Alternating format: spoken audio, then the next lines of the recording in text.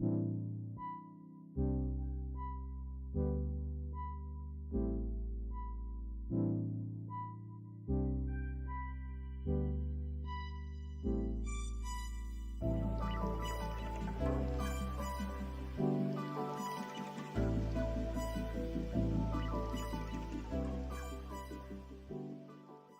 Foxy, it's your birthday. Not for real, just for play. This is Cree Summer, and Moana Nui will be right back.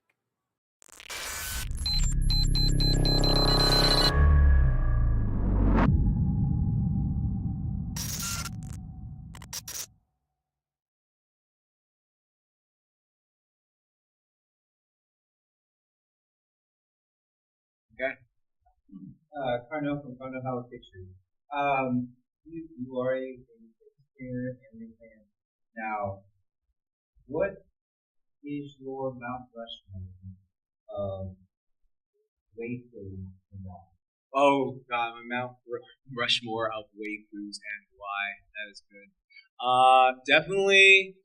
My favorite anime of all time is How Heavy Are the Dumbbells You Lift. So I gotta put my girl Sakura Hibiki on there. Gotta put my girl Mirko on there from My Hero Academia. Okay, absolutely love her to death. After that, we go in gaming wise. Like, even though sort of like you don't get to see it, fully appreciate it. Like, I would definitely add like someone like Tifa up there. But then of course I gotta add the legendary GOAT Chun-Li, like all day, every day. Had to have her. She's just absolutely incredible. Yes. So you are a content creator. Tell us a little bit more about you. Okay, tell you more about my YouTube channel, sure. So basically what I did was I always loved fitness training, but I've always loved anime as well. So one of the things I always wanted to do was, when I was younger, I would always Google like workout like this character, but I couldn't find it. Or I was like, workout to train like so-and-so, but I could never find it. And so I was like, well, I'm actually a certified personal trainer. I could do that. And so I just steadily started making content based on fictional characters. So it was like Sonic and Rainbow Dash, Samurai Jack, or Batman, the classic stuff. And then I was like, you know what? Let me move on to anime because there's just so many anime things. Because I had the OG of actual anime fitness is a person by the name of Stephen Eric Ross, who is an anime trainer. I call him like my sensei because he is just like absolute goat with all this stuff. And so like I started doing my version of that, and it picked off, called up tunes, and yeah, we worked together like several times now. So he's really awesome. I would say like he's like the goat and stuff like that. I'm like a student of him. Yeah, like that's how I got started, and then it just went from there. Oh yes, sure. Go ahead. So, I'm a subscriber. Yes. And I love the fitness element to your content. Now, what would you say are your Mount Rushmore of male characters that fitness training? Okay. Okay, no, that's perfect. Definitely Goku. He's gonna be number one. My man Rock Lee, have to put him up there. Though like it's always weird because I always want to put like Guy and Rock Lee together, but it's just like Rock Lee. I'll just give him the thing right now. Number 3, Ippo from Hajime no Ippo. I love that boxing anime. It's absolutely incredible, so inspirational. And oh my god, there's so many great ones. I've been on a One Piece mood lately, so I would definitely say Zoro because I've been such a One Piece mood, like definitely like because I would go like definitely Goku, Ippo, Rock Lee, and then. Right now, I'm in the Zoro mood. Like, you see him do this badass episode. But it could change. Like, it could definitely change today. Yes. So, like, going off the last question, a lot of MFs have training regimens. In your opinion, who has the most realistic training regimen that you actually do, and who has the most unrealistic style training regimen that training out? Right. Well, one thing I'll always get. So, who has the most realistic and who has the most unrealistic that like we can do training wise? I think realistically, there's a lot of stuff in Hajime no Ippo that's very grounded and we definitely do in real life. There's some things where it's like, that's a bit excessive. But then there's other things where it's like, okay, no, that works. That works so well. Unrealistic. See, the gravity training is a really valid one. Though I will give them a slight edge because they're aliens. So I'm like, you're an alien, so of course you can handle this and stuff like that. But even though the Z-Fighter humans, they like handle crazy stuff all the time. Though, like, there's a lot of stuff in like One Piece, like the Zoro and stuff like that. It's like you're howled and you're lifting a boulder. What do you mean? No doubt. What do you mean by that? And it's just like there's various things like where you look at certain things like absolutely not. Another one is like, even Batman to a degree. It's just like, when do you sleep? Like, how are you able to do all this stuff? But yeah, it's absolutely just crazy. So I would definitely say, like, realistic, Ippo, most unrealistic. If we want to go the easy route, definitely the Saiyans, because 1,000 times gravity is just like all that stuff. But if you want to go like someone who's like human, probably stuff like in like One Piece, where it's like, so you just basically fought a bunch of baboons and how you can fight, like, you can cut buildings in half. Like, it's crazy and stuff like that. You had a question? Have you done the One Oh, yes, actually. The One Punch Man workout, I've done it. There is actually, this is one of those times I get the card where it's like, I watched One Punch Man. I knew One Punch Man way before the anime ever came out. Like, I saw what it was like drawn on a napkin, basically, when one used to do it. And I was like, oh, this is awesome. And then Yusuke Murata started drawing it. This is beautiful. I hope this gets an anime in 2015, lo and behold. And so I remember I actually did that workout for 14 days when I was 22 years old. And I was like, I was going in, I did it. But then, like, on day 14, my knees just gave out on me because all the running, and I was just like, oh my God. And then, like, I was thinking, like, if I stuck with this, I could have limited power. But no, it was just like, no, I can't. I love the One Punch Man, like, training regimen being so simple. But there are also certain things, though, I look at it as like an actual coach. I'm like, if you're not in any room, you're going to have like more like shoulder issues and like, train that. And then there's other things, just like you're only doing sit-ups, but not doing any like posterior chain work or back work. Okay, yeah, definitely need something to fix that. But like, yeah, I love the room between workout. Yes. Oh, you had a question.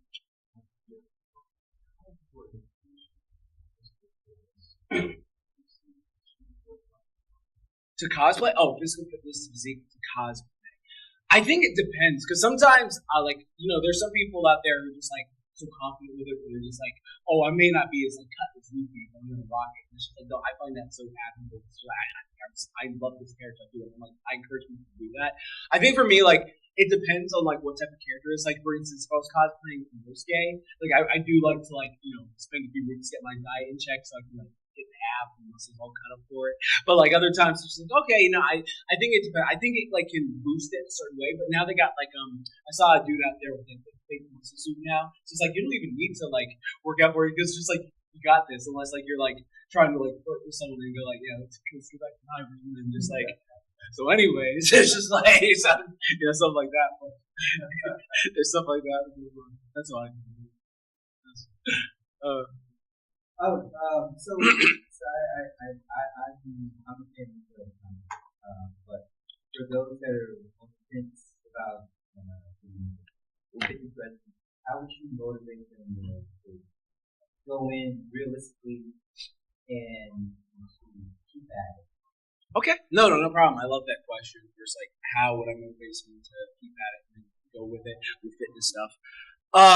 What I would do personally is everyone has different like goals for themselves, and everyone has different like ways to do things.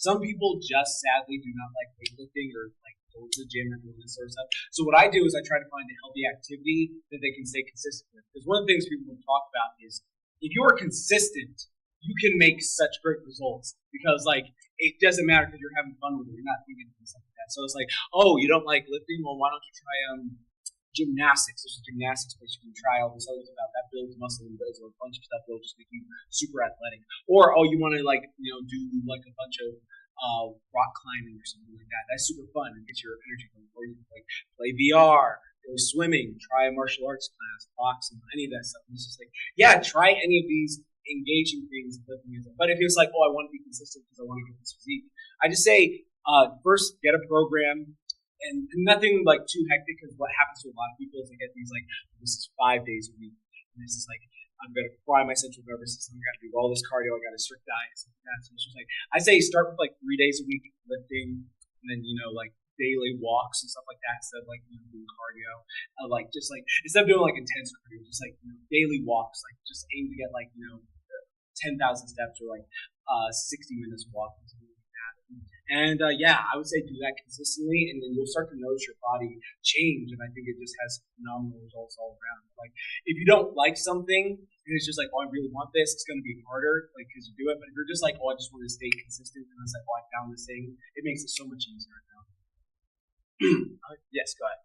So on your channel, you've amassed people over 600,000 subscribers, and then the other 600 platforms you have. This happened overnight. You need to prepare. Oh, okay. I remember this so vividly. So that's a good question. So, like, did I prepare for my virality when I hit like 634,000 subscribers? Oh, so basically what happened was, I remember I was working at Burger King, and I was just uploading every Saturday. I was just like, I'm just going to upload every Saturday at 10 a.m. because I love Saturday morning cartoons. And I was like, this is my thing. Every Saturday morning at 10 a.m. And so I did that, and I had like one video. I remember like One Punch Man just started playing on Toonami, and I was like, oh, it's coming up to the dub episode of the training scene. I was like, let me actually break this down from a personal training perspective, just to put it out for people. So I did that. It was like August 2016, and then I remember I started noticing certain things. I was like, oh wow, this is doing really good. I got like 20K views in a week. Usually my videos took like a week for them to hit 1,000 at the point. I was just like, this is very slow. And then I was like, oh dang, it's going up. I got 50,000. Subscribers are going up too. And I was like, okay, that's interesting. And then I started noticing like, oh no, they keep going up. And then it went up from like, because I was just doing casual stuff before, so like I got like 10K, but I wasn't serious with it. I was like, oh, this is just meme stuff. And then all of a sudden, I shot 60K subscribers, and I was just like, oh, damn. And I was like, well, I want to keep this momentum going. What can I do? So I was like, let me do this video, let me do this video, let me do this. And so I stayed consistent over and over and over. And then I just played it on and off, just like being consistent with stuff that like I wanted to do, but also what my audience wanted to see. And so like that's how I mentally prep for it. It's just like give them what they want and do what you enjoy. Like I don't want to do something where it's like, oh, I got viral for something I don't like doing. So it's just like I want to like keep doing stuff that I'm passionate about. So yeah, just steadily took it that way. That's how I took it. It was just like, oh wow, like this is actually taking off and this can do something. So that's how I looked at it. Oh yeah, go ahead.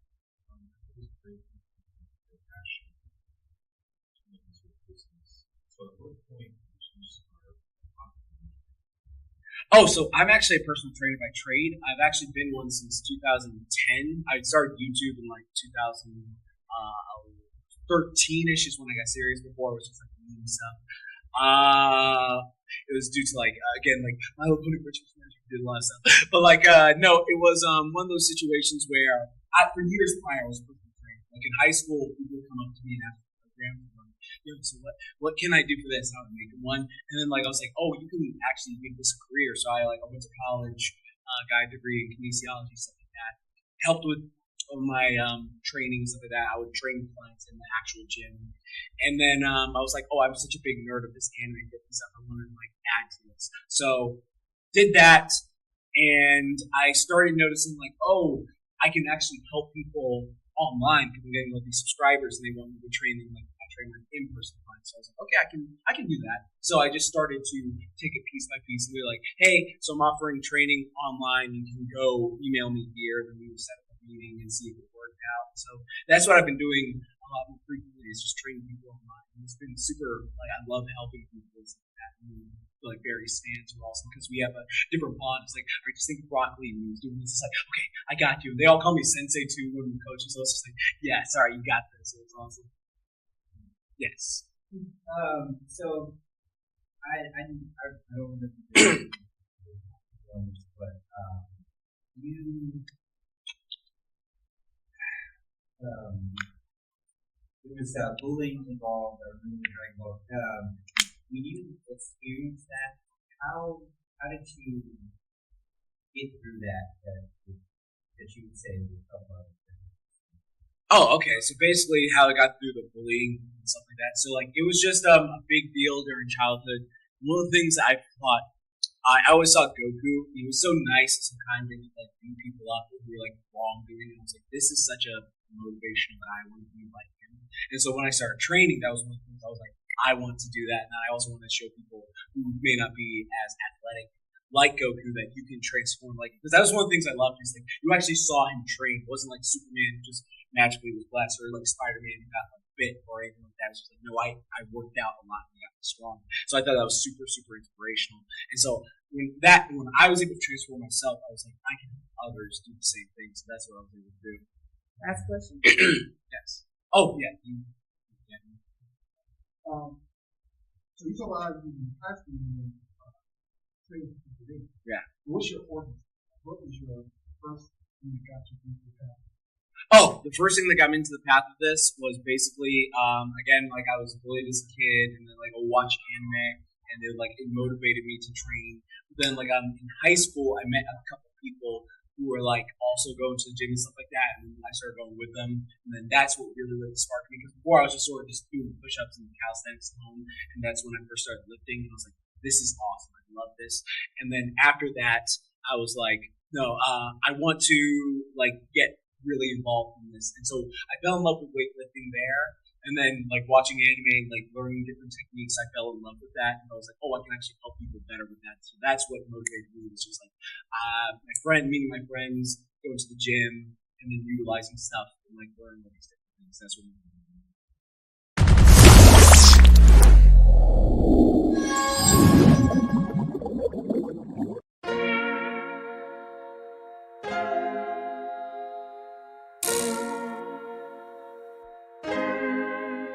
So many stories left to tell, even if we have to ourselves. Can keep history on the shelf. If we won't tell it, we will. If this the land of the free, it was a freedom then. When they annexed Hawaii and called it Cedar Lands, without any type of payment and no signing off, called themselves the Republic in 1894. 1.2 million acres overtaken from the native Hawaiians. When they resisted, the West retaliated in violence and erasure. The Hawaiian language is banned as part of colonialism's plan to expand, yeah. Stuck between a rock and a hard place. Multiple bombings of Kaho'olawe as a part of their ongoing war with Asia. Used it as a place for target practice. No consent or compensation. Colonizers call for annexation. No work out for all the locals. School will never let you know. So many stories left to tell, even if we have to ourselves. Can keep history on the shelf. If we won't tell it, we will. Too many stories left to tell, even if we have to ourselves. Can keep history on the shelf. If we won't tell it, we will. We will. So if we put Hawaii into perspective, well, Black and Asian history is interconnected. Considering the fight with the Pacific, then of course, versus Asia, they was treated as a middleman for war, but didn't let the Western colorism run its course, cause dark skin was a sign of dignity to core. The land was taken in the name of capitalism, when prior to it was an actual kingdom. Clap back at the system. Stuck between a rock and a hard place. Multiple bombings of Kaho'olawe as a part of their ongoing war with Asia. Used it as a place for target practice. No consent or compensation. Colonizers call for annexation. No work out for all the locals. School will never let you know. So many stories left to tell, even if we have to ourselves. Can keep history on the shelf. If we won't tell it, we will. Too many stories left to tell, even if we have to ourselves. Can keep history on the shelf. If we won't tell it, we will. So many stories left to tell, even if we have to ourselves. Can keep history on the shelf. If we won't tell it, we will. Too many stories left to tell, even if we have to ourselves. Can keep history on the shelf. If we won't tell